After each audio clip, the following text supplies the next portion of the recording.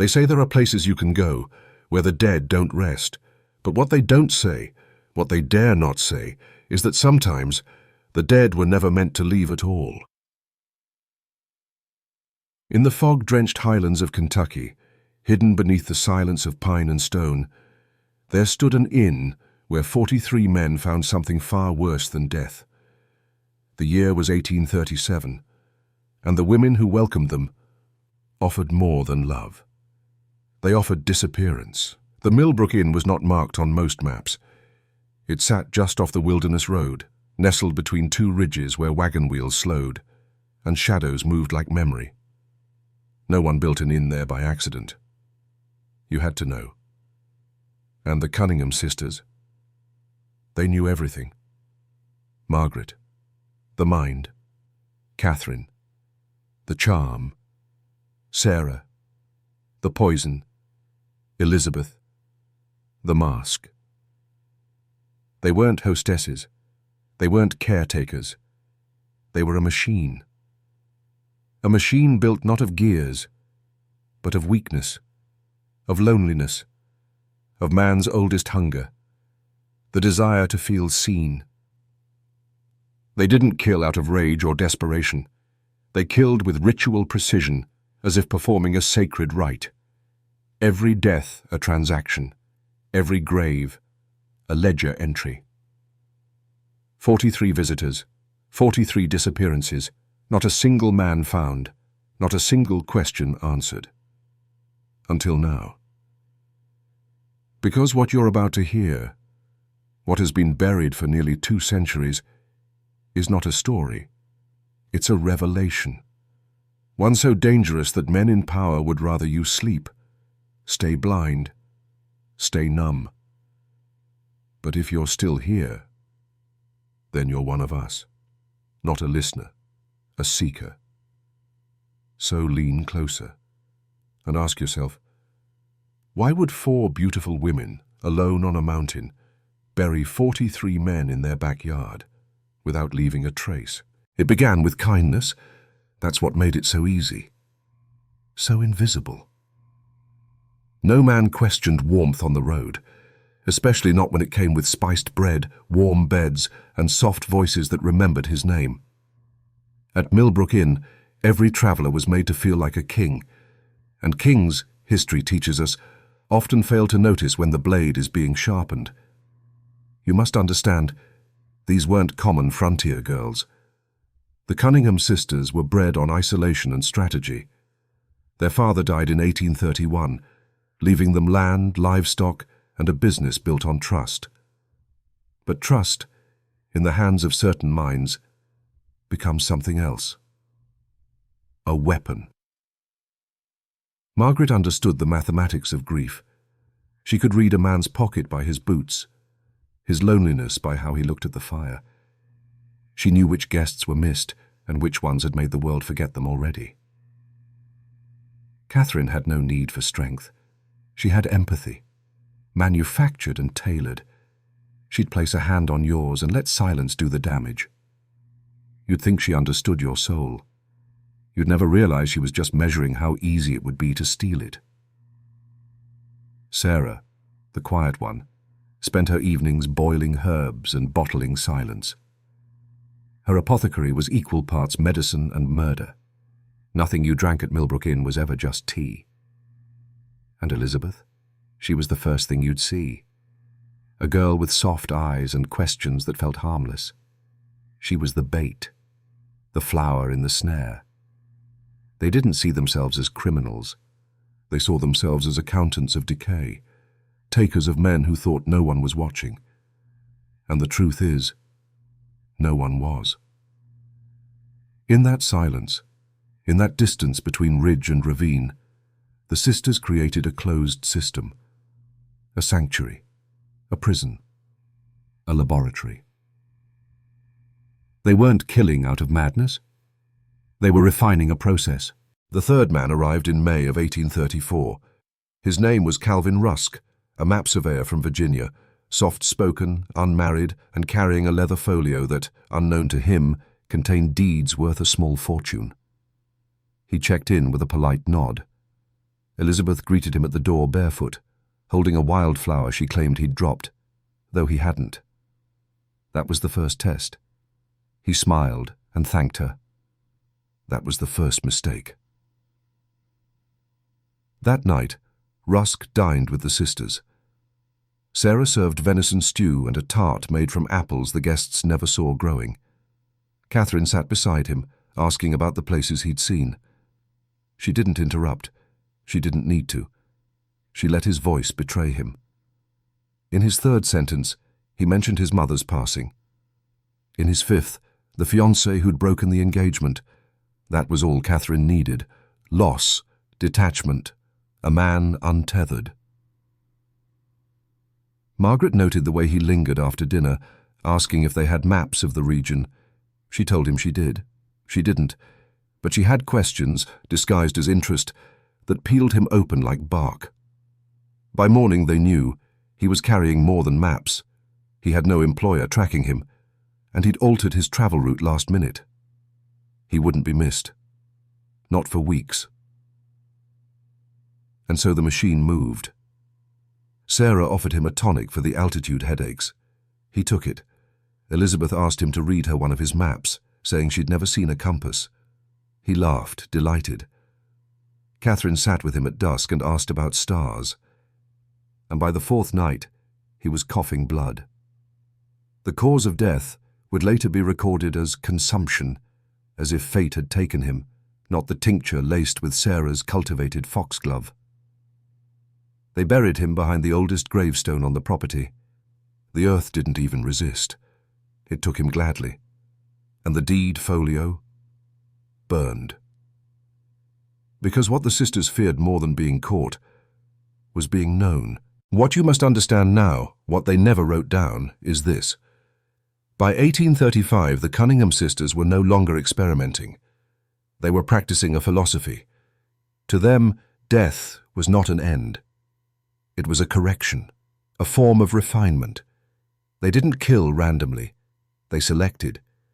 They removed men from the world the same way a surgeon removes rot from bone. And like all true systems of control, it became religion. Margaret began keeping records, not in names, but in traits.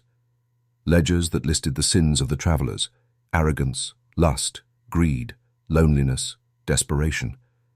Catherine would classify them emotionally. Sarah assigned botanical responses. Elizabeth memorized every interaction like scripture. Their victims weren't mourned, they were studied. One winter, a preacher from Charleston arrived, Reverend Alden Crane. He wore a cross around his neck and a gun on his hip. He spoke with fire in his voice, quoting the book of Revelation at supper like he was daring God to interrupt. He told the sisters they were dangerous women and smiled like it was a compliment. They smiled back. Crane stayed 4 nights. On the 5th, his horse was found wandering the trailhead. Locals said he must have met bandits. The sisters agreed, nodding solemnly, saying they had prayed with him just hours before. His final sermon, they said, was full of passion. They didn't mention the tea. They didn't mention the headstone carved before he even died. But what makes this case different, what separates it from mere murder, is what they did after. They built a root cellar beneath the inn, reinforced with timber, lined with lime. Inside were not just bones, but books, drawings, records, symbols carved in mountain dialects long dead, formulas, theories.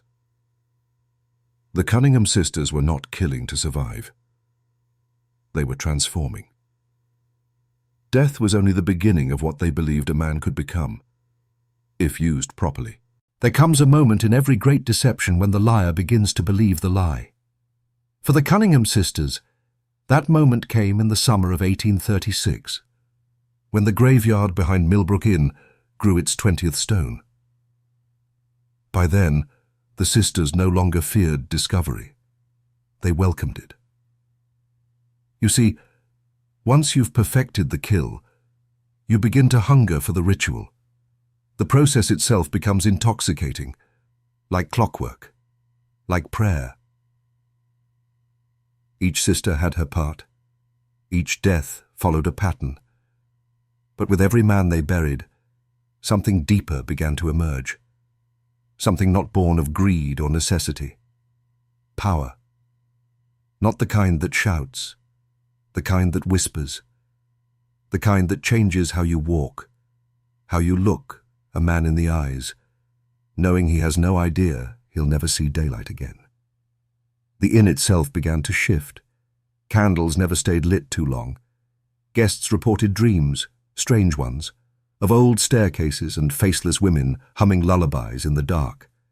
The air grew heavy, the mountain quieter. Locals whispered that the woods around the property no longer echoed. Birds stopped nesting there. Even the dogs refused to cross the fence line. But still the guests came, because desire overrules instinct every time.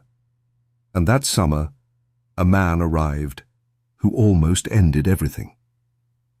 Nathaniel Grove, a former soldier turned bounty man, no stranger to death, no stranger to darkness. He noticed things. How Sarah's stew tasted like metal. How Catherine never blinked when she smiled. How Elizabeth always knew which pocket he kept his journal in. He stayed 2 nights. On the 3rd, he vanished. But not before carving a single word into the underside of the bed frame he'd been given. Lamb. He had seen it for what it was. Not an inn, not a refuge. A slaughterhouse dressed in perfume. By 1837, the Cunningham sisters no longer viewed themselves as women. They saw themselves as judges. Each man who arrived at Millbrook Inn was weighed, not in pounds but in guilt, not in worth but in usefulness. If he passed their tests, he left. If he failed, he fed the system. But what no one outside that inn could grasp was that this wasn't simply murder for gain. It was ideology. They believed certain men were meant to disappear, men whose existence had become a burden to the world. They didn't kill out of hatred. They killed out of conviction. They had become something ancient, something primal, a quiet tribunal with velvet hands. By now the sisters had begun crafting false letters, notes written in their victim's handwriting, mailed days after the man had left, letters to family, to business partners, to lovers, carefully forged, perfectly timed. Margaret had studied dozens of penmanship styles. Sarah handled the paper aging process. Catherine dictated the contents to fit the man's known voice. And it worked. There were no search parties. There were no questions, because the world believed the men were still alive. In August of that year, a Boston scholar named Emery Liddell arrived, carrying a satchel full of rare books and theories about ancient rites in early Appalachian settlements. He was greeted warmly, but unlike the others, he asked too many questions. He was fascinated by the architecture, the placement of the gravestones, the scent of burned sage near the baseboards, and when he noticed the rune carved into the cellar doorframe, a spiral inside a triangle, he began sketching it in his journal. The sisters knew. They watched. They discussed. And for the first time in 5 years, they hesitated. Because Emery wasn't a lamb, he was a mirror, and they weren't ready to be seen. The decision was Margaret's. As always, she sat in the kitchen that night, lit only by the flicker of oil lamps, the others silent around her. Catherine stirred her tea. Sarah sharpened a bone-handled knife not out of need, but ritual. Elizabeth, still only 22, watched them all with a kind of reverent fear. Emery Liddell could not be handled like the others. He wasn't moved by charm. He asked the right questions, then let silence stretch, waiting for lies to hang themselves. He had already seen the spiral rune, an old symbol traced back to Celtic bloodlines and early Appalachian death cults. He had written it down. He had taken it seriously. Most travelers forgot the oddities. He preserved them. And so, Margaret decided on a new protocol. Not poison, not seduction, something older. Ritual. Sarah retrieved a bundle from beneath the floorboards. Rawhide, black feathers, and 3 wax-sealed jars marked in mountain glyphs no longer found in books. These weren't tools of death. They were tools of transference.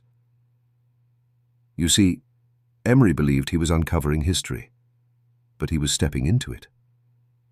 That night, Catherine offered him wine and asked if he believed in second lives. He laughed. "Reincarnation?" he asked. "Superstition dressed in mystery." She smiled. "Not quite." Midway through the night he began choking, not from poison, but from breathlessness. No swelling, no fever, just an overwhelming sensation that something inside him was trying to get out. He fell from the bed, body cold, eyes wide. But the sisters did not bury him. They burned him. Not in the open, but in a pit lined with mountain salt and sealed with ash. The fire burned green. The smoke curled backwards, like something trying to return. Why? Because Emery Liddell had come too close to the origin. He hadn't just seen the spiral. He'd understood it. And for that, they could not risk a grave. By the time the leaves fell in the autumn of 1837, the land around Millbrook Inn had changed. Not visibly, not in the way roads fade or crops die, but spiritually. People who passed by said the wind felt wrong. It didn't whistle, it spoke. Whispers moved through the trees like memory trying to crawl back into flesh. The Cunningham sisters had crossed a line, and they knew it. Emery Liddell's death hadn't just removed a threat. It had awakened something. The spiral was no longer just a mark carved into doors and books. It had become a kind of signal, drawn in ash behind the fireplace, etched into the soles of shoes left behind by guests, woven into the lace of Elizabeth's dress. It wasn't art. It was alignment. The sisters had come to believe that by killing the right men, and by arranging their deaths according to ancient law, they could open something. Not metaphorically. Literally. A gate, a veil, a way through. They began constructing the Room of Hours in the inn's west wing, a space no guest ever saw. The walls were covered in blackened oak, no windows. The only light came from candles shaped like twisted branches. At the center, a table made of 4 coffins, arranged like compass points. Above it, a chandelier of bones. No one outside the sisters ever entered that room, except one. A young girl, no more than 12, escaped from the nearby orphan caravan that passed through Millbrook once a year. She wandered in during a storm, lost, cold, unafraid. The sisters took her in, fed her, gave her warmth. Then took her into the Room of Hours. What happened that night was never written, but neighbors miles away reported seeing strange flashes in the clouds, light with no thunder, smoke that hovered like a halo over the inn, unmoving. The girl was never seen again, and from that day on, the inn never cast a shadow, not even at noon. By the first snow of 1838, silence had settled over Millbrook Inn. Not the kind born of peace, but of containment. The land surrounding the property no longer obeyed the weather. Trees near the inn refused to shed their leaves. Animals wouldn't cross the fence line. The soil, once rich and dark, had turned pale, like it had been drained. And still, travellers came. Some were drifters. Some were wealthy men seeking escape. But most had no idea they were being watched before they even arrived. You see, the Cunningham sisters were no longer choosing men by instinct. They were using something older, something found, not invented. a ledger. It was discovered behind a false wall in the basement, wrapped in lambskin, pages bound in twine soaked with wax. No title, no dates, just names. Names of men who had not yet arrived, men who had not yet sinned, but would. Catherine believed the book was sent by whatever force they had awakened in the room of hours. Sarah called it the mirror. Margaret, always the clearest-eyed, called it proof. Proof that judgment was not cruelty, but obedience. The names listed were exact. First name, middle initial, last. One by one each man arrived. Some within days, some took months. But they always came. And each time the sisters greeted them like prophecy fulfilled. One of them, a clergyman named Thomas Baird, tried to resist. He sensed something in the house, claimed he heard music playing from inside the walls, choirs, but off-key, Latin chants with wrong words. He stayed one night. On the second, he attempted to flee. He didn't make it past the gate. His body was found posed like a martyr, arms outstretched in the garden, eyes sewn open with hair. The message was clear. Even holy men answer to deeper laws. After Baird's death, the spiral began appearing in dreams, not just to the sisters, but to those nearby. Farmers, sea, Hildren, travellers who almost stopped but turned away at the last moment. It was as if the inn had become sentient, calling out, growing bold. And with each new grave, it grew louder. The town of Millbrook was small, 30 families, a church, and a butcher who drank more than he carved. Most townsfolk kept their distance from the inn on the hill. But not out of superstition, out of memory. You see, before it was an inn, that land had been a burial site, not one with tombstones or markers, but something older, earthen mounds, half forgotten, the kind native tribes refused to speak of. They called it a place where the world wore thin, and the Cunningham sisters, they built directly on top of it. By the winter of 1838, the graves behind the inn numbered 31. The sisters buried the bodies in perfect lines, east to west, heads turned to the rising sun. Ritual mattered. Direction mattered. Each death wasn't random, it was geometry. Elizabeth, once the most hesitant, had become the keeper of the soil. She tended to the graves with care, speaking to the ground, planting white orchids at each head. She claimed the flowers grew only if the death had been righteous, and every single one bloomed. By now, whispers had begun spreading beyond Millbrook. Travellers on horseback told stories of women who could see into a man's soul, who offered comfort before the reckoning. People came not for lodging, but absolution. They confessed things they had never said aloud. Affairs, murders, desires they feared would damn them, and the sisters, serene, beautiful, unknowable, offered them wine, warmth, and judgment. Some left, most didn't. And those who vanished were spoken of with reverence, as if the inn were not a place of death, but a kind of temple. A new religion was forming, not one written in scripture or sermons, but in secrets. And in the background, the spiral grew, etched into frost, burned into bark, spotted in the eyes of the sisters like a reflection that didn't belong.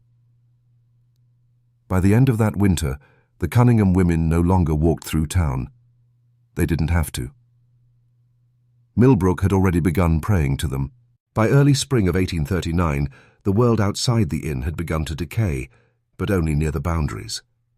Wells ran dry. Cattle gave birth to stillborn calves. Fires wouldn't catch unless blessed with words no one had taught the children. The townspeople whispered of a shift, as if reality itself had become thin near Millbrook. Days felt shorter. Mirrors gave back strange reflections. The church bell, once clear and bright, now rang with a hollow sound, like it was buried. But inside the inn, it was warm, golden, eternal. The sisters had stopped aging, at least visibly. Margaret's streak of grey vanished. Sarah's hands, once cracked from work, had grown smooth. Catherine's voice had become lower, velvet soft, like it came from a place beneath the ribs. Visitors still arrived, more now, from further away. And the ledger continued to fill. Not with names alone, but symbols, glyphs no one had ever seen before. They moved on the page when stared at too long. One man, a scholar from New York, tried to translate them, said they spoke of agreements, not commandments, that the sisters had entered into a covenant. 3 nights after he said this aloud, he was found with every tooth removed, arranged in a perfect circle around his head. There was no blood, and he died smiling. By this time, the room of ours had changed again.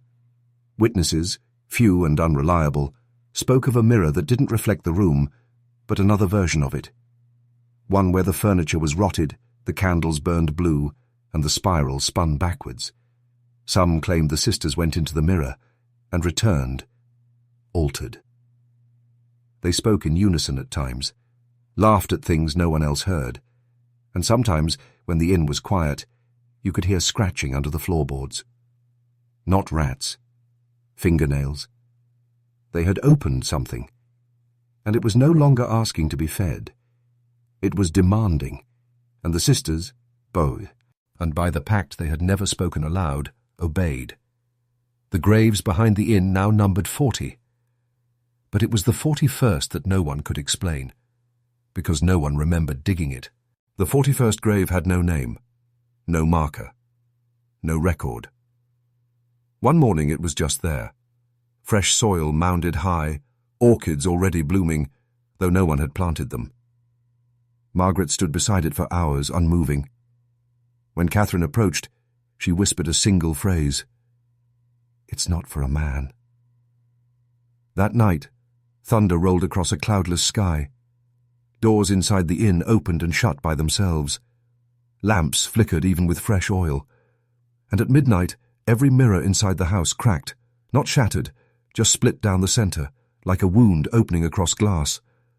The townspeople began to turn, not out of fear, but awe. They started leaving offerings at the inn's gate, candles, feathers, teeth, hair braided and tied with ribbon. Some carved the spiral into their barns, their doors, their children's toys. Not everyone understood why. They just felt it, like an instinct. One woman, Esther Rowe, claimed she saw one of the sisters levitate during a thunderstorm. She said Sarah's feet left the ground as if wind carried her, arms outstretched, head tilted to the stars. When asked why she wasn't afraid, Esther said, "Because it was beautiful." But beauty had a cost. Inside the inn, time had begun to fracture. Clocks ran backward. Guests reported waking in rooms that hadn't existed the night before. One man insisted he saw his younger self at the end of the hall, watching him sleep. Catherine started writing in her sleep, pages and pages in a language with no vowels, inked in charcoal, then folded into triangles and burned. Elizabeth no longer spoke at all. She just hummed. A low, rhythmic tune that made the floorboards tremble. It echoed the spiral, round and round, drawing everything inward. By spring's end, one final change occurred. The sisters stopped eating, not out of starvation, out of completion. They had fed long enough. Now, something else was returned, Eddie to feed. And that 41st grave, it wasn't empty. It wasn't for a man, and it wasn't for the dead. It was for what comes next. By summer, Millbrook no longer resembled a town. It had become a threshold. Grass refused to grow near the inn. Trees bent away from it, as if straining to escape. Birds circled but never landed.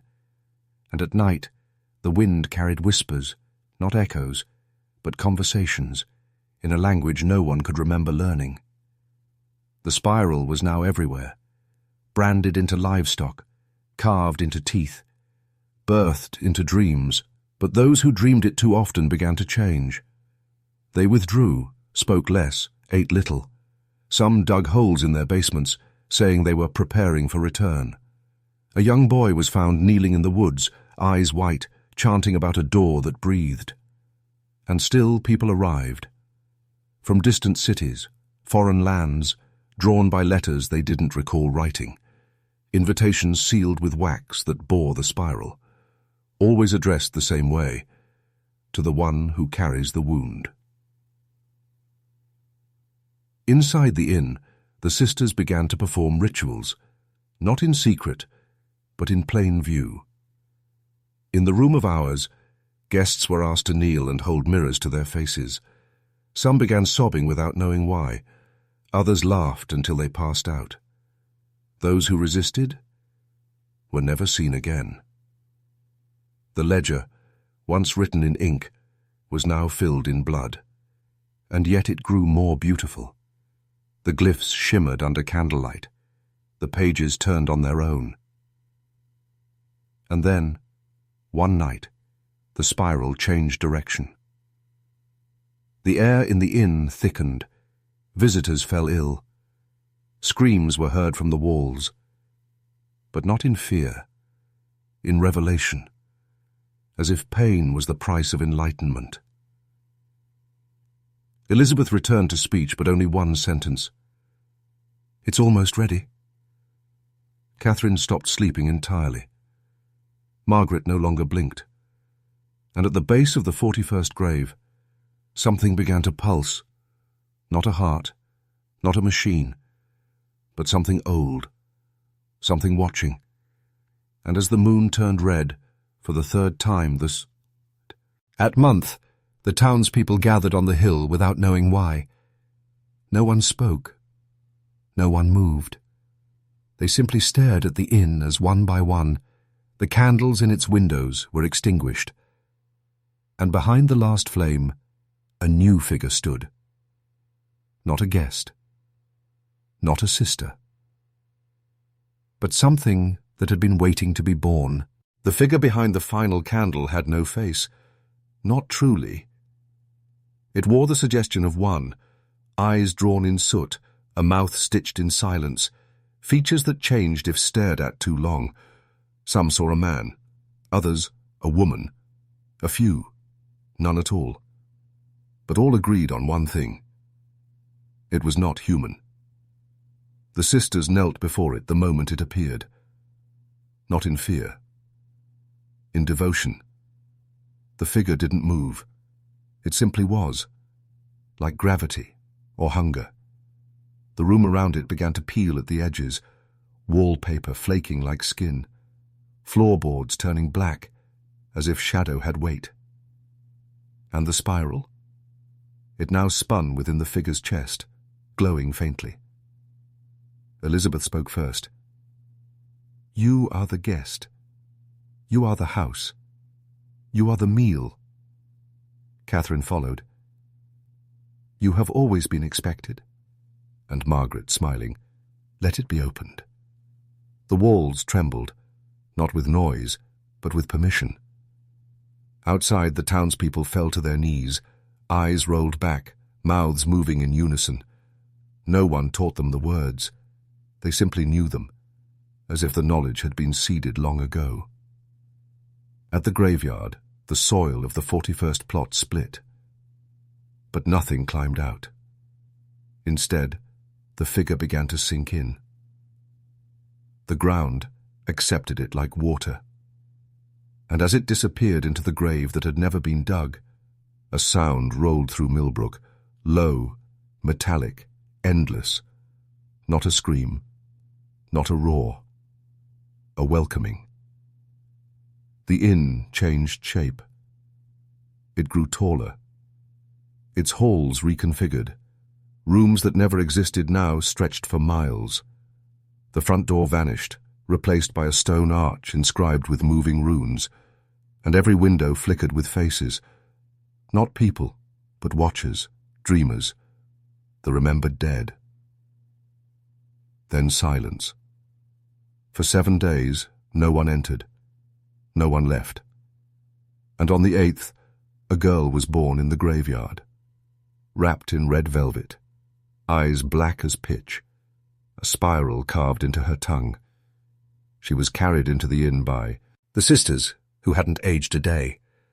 They whispered to her like a prayer, like a warning, like a prophecy.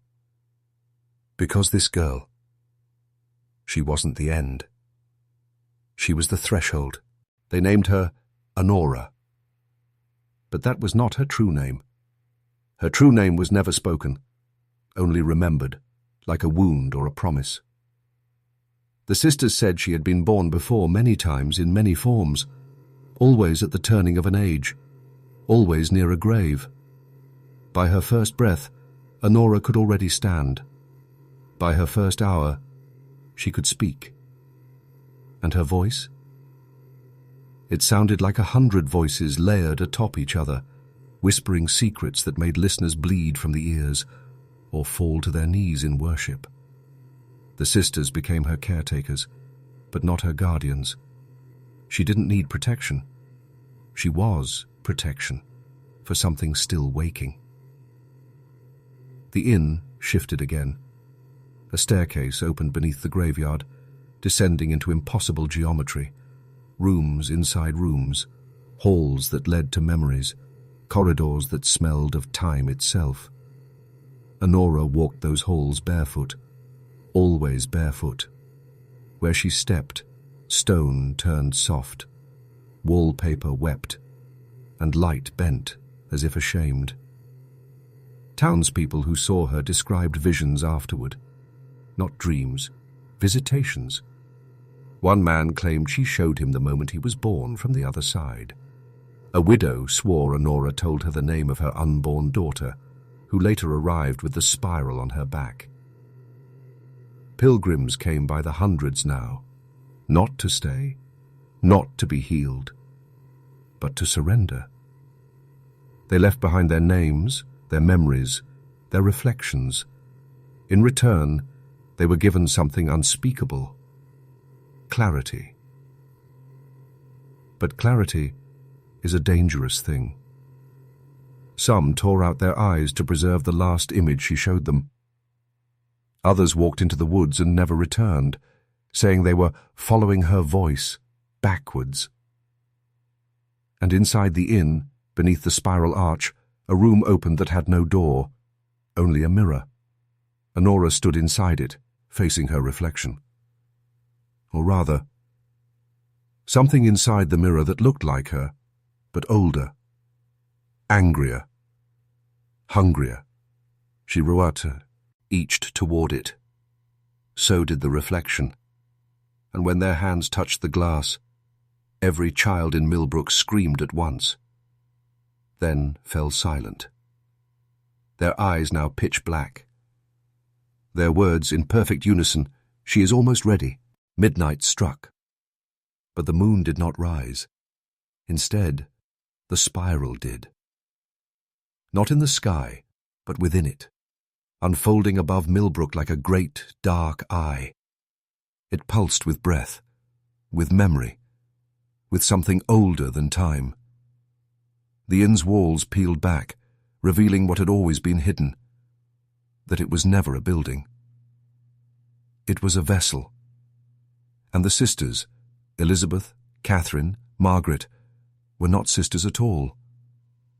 They were keys, their bodies worn, their voices borrowed, their names only veils stretched over something terrible and divine. In the cellar, the spiral on the floor opened. Not metaphorically. The symbol split apart, revealing a black stairwell spiraling downward, impossibly deep. From its depths, wind rose, not air, but remembrance. It smelled like every funeral that had ever been whispered through history. Honora stood at the threshold. Not a girl. Not any more. Her eyes burned with galaxies. Her veins shimmered with ancestral light. The spiral on her tongue glowed so brightly that it illuminated the bones beneath her skin. She did not speak. She commanded, and the ground obeyed. The town of Millbrook began to sink. Not crumble, not collapse, but descend slowly, as if being pulled beneath the earth by an invisible hand. Screams echoed, but not from terror, from transformation. Those who resisted shattered like glass. Those who accepted it vanished, smiling. The 43 graves cracked open, not to release bodies, but secrets. Each grave held a piece of something too large for one mind to bear. Names never spoken aloud, events erased from time, symbols older than Genesis. And as the last piece emerged, an eye made of stone and salt, it floated into Honora's chest, completing her. She turned to the sisters, now kneeling, heads bowed, fading into ash, and whispered the final phrase, "The guest has arrived." Above, the spiral sky burst open. From it, light poured, not warm, not cold, but true. And from that light descended not an angel, not a god, but a shape, indescribable, endless, familiar in the way nightmares are familiar. The Millbrook Inn was no more. In its place stood a tower of bone, of memory, of time undone, and at its peak, Honora stood, smiling. Because this was never about horror. It was about return. And now, the door was open. Forever.